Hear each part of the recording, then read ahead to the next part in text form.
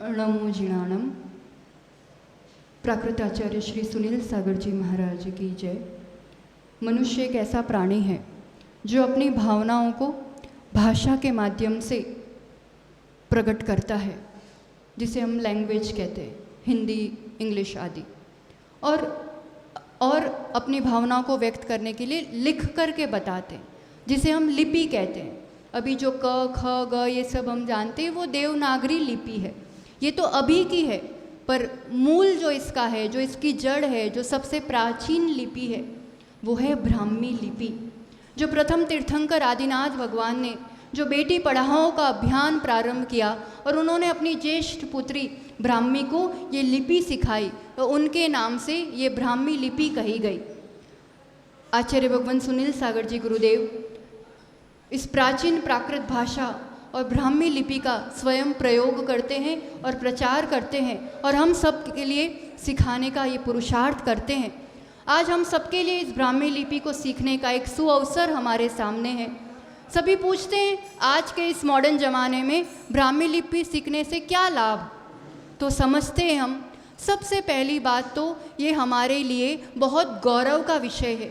जो भगवान ने सिखाई थी वो लिपि हमें आती है, सबसे प्राचीन लिपि हमें आती है। तो ये फ्रेंच, जर्मन, आज क्या पता कितनी कैसी कैसी लैंग्वेजेस और स्क्रिप्चर्स पढ़ने का एक लगन भूत लगा हुआ है। तो इन सब के बीच अगर हमें अपनी खुद की मूल भाषा और लिपि आती होगी तो सबसे बड़ी बात हमारे लिए एक गौरव का, एक प्राउड मोमेंट है। दूसरी बात आपकी गिनती विद्वानों में होने लगेगी, क्यों? क्योंकि विद्वान जन ही जानते हैं ऐसी भाषाएं और लिपियाँ।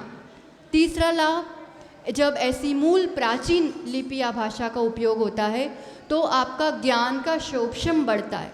आप जानते हैं भक्तामर आप हिंदी पढ़ो और संस्कृत पढ़ो तो उन बीजाक्षरों का जब वाचन होता है तो आपके आत्मा में, चेतना में उसका प्रभाव पड़ता है, आपकी पर्सनालिटी विकसित होती है, आपका ऑरा पॉजिटिव होता है, ज्ञान का शोभशम बढ़ता है। इसलिए बच्चों को भी ये लिपि सिखाना ही सिखाना चाहिए। चौथा लाभ, ये प्राचीन लिपि अपने भारत के इतिहास में कई जगह शिलालेखों में उपयोग हुआ है। अब उसको कोई पढ़ना ही नहीं जानता, उसका अर्थ निकालना ही नहीं जानता, बस वो कुछ कुछ लिखा हुआ है उतना पता चलता है। और कई जगह ऐसा देखा गया है कि उसका अर्थ का अनर्थ हो जाता है, हमारी संस्कृति का, पूरा तत्व का नाश हो रहा है। तो इतिहास को संरक्षित करने के लिए जहाँ ऐसी भाषाओं में लिखा है, लिपियों में लिखा है, तो उसे पढ़ करके, जान करके हम अपने उस पुरातत्व इतिहास को बचा सके, इसलिए भी इनका जानना आज बहुत ज़रूरी है।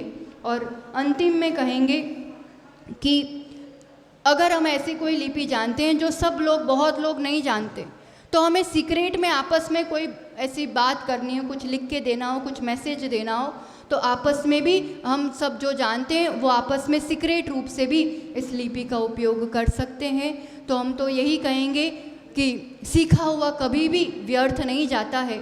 शिल्पा जी और निधि जी जैन जो ये आप सबके लिए ब्राह्मी लिपि को आधुनिक ढंग से सिखाने का जो प्रयास कर रहे हैं वो सचमुच सराहनीय और अनुकरणीय है।